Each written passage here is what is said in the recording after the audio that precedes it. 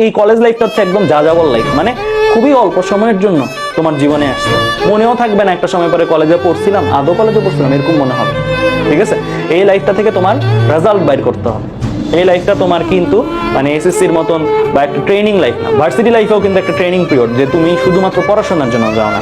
Varsity লাইফে তুমি কি, তুমি মাঝে মাঝে ভার্সিটি লাইফে যাচ্ছ কি, হলে থাকবা, সবার সাথে মেলামেশা করবা। যেমন এখন তো তুমি একটা গণ্ডির মধ্যে, একটা সুনির্দিষ্ট ছাত্রছাত্রীর মধ্যে আছো, তখন তুমি দেখবা যে বাংলাদেশের অমুক প্রান্তের মানুষরা কেমন হয়, তমুক প্রান্তের মানুষরা কেমন হয়, সবাই একসাথে থাকে, কোলাবোরেশন কেমনে করে, কমিউনিকেশন কেমনে করে, এক একজনের কালচার এক এক রকম, এক একজনের চাওয়া পাওয়া এক এক রকম, তাদের সাথে কিভাবে ডিল করে, এই জিনিসগুলো তোমাকে শেখাবে ভার্সিটি লাইফ। কিন্তু যদি সত্য কথা যদি বলি, ধরো ইঞ্জিনিয়ারিং পড়তেছি বা ইঞ্জিনিয়ারিং পড়া শেষ আমার, এইগুলার পড়া কিন্তু চাইলে স্যাররা 1 বছর 2 বছরের মধ্যে ট্রেনিং এর মতন করে, মানে কারিগরি শিক্ষার মতন করে ছেড়ে দিতে পারতো, যেটা দিয়ে আমরা চাকরি আরামসে করতে পারতাম, চাকরির জন্য জানলে তাহলে ওইটা হয়ে যেত।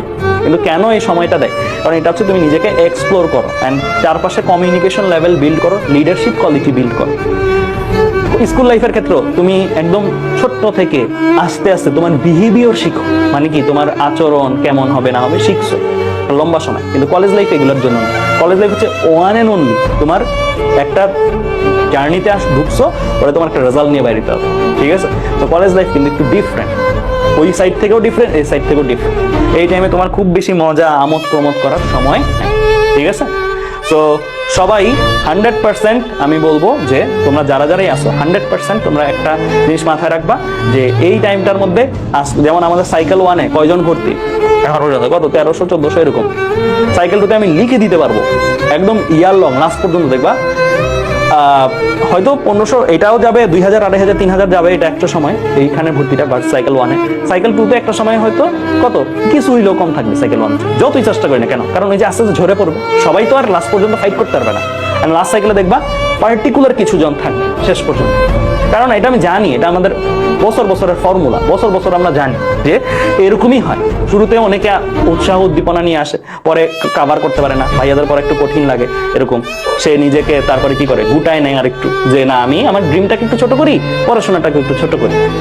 তারপরে এই যে একটা দল এভাবে চলে যাবে, আমরা তো ওইভাবে পড়াবো না কখনো লাস্ট চ্যাপ্টার পর্যন্ত যে ড্রিমকে ছোট করার, আমরা একদম হাই লেভেল, যে যেটা দিয়ে তুমি একদম হাই লেভেল ড্রিমও চেস করতে পারো।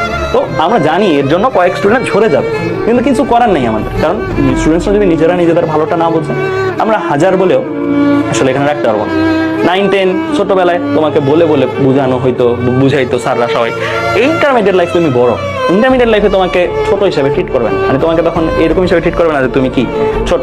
তুমি যদি এখন একটা ক্রাইম করো, তো ক্রাইম করলে কিন্তু তোমার দেখা যাবে কি, তোমাদের অনেকেরই দেখবা যে 18 বছর হয়ে যাবে আর কি ইন্টার লাইফ শেষ হয়ে যেতে, তো তোমাকে কিন্তু একদম গ্রোন আপ নাগরিক হিসেবেই ট্রিট করবে। ঠিক আছে, তো তোমার কিন্তু এখন আর ওই ছোটর যে একটা ঢাল থাকে মানুষের, যে আমি ছোট, ওই ঢালটা কিন্তু চলে গেছে, ওই ঢালটা সামনে থেকে নাই।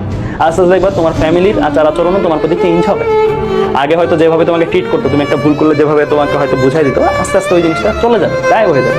এটাই রিয়েলিটি। অ্যান্ড এই জিনিসটা তোমরা যত দ্রুত অ্যাকসেপ্ট করো, তত দ্রুতই তুমি কি ম্যাচিউর হবা অ্যান্ড ভালো কিছু করতে পারবে। ঠিক আছে, সো এই কথাগুলো বললাম এই কারণে যে তোমাদের কমেন্টের প্রেক্ষিতে, যে তোমরা আস্তে আস্তে পড়ার লেভেল বাড়াও।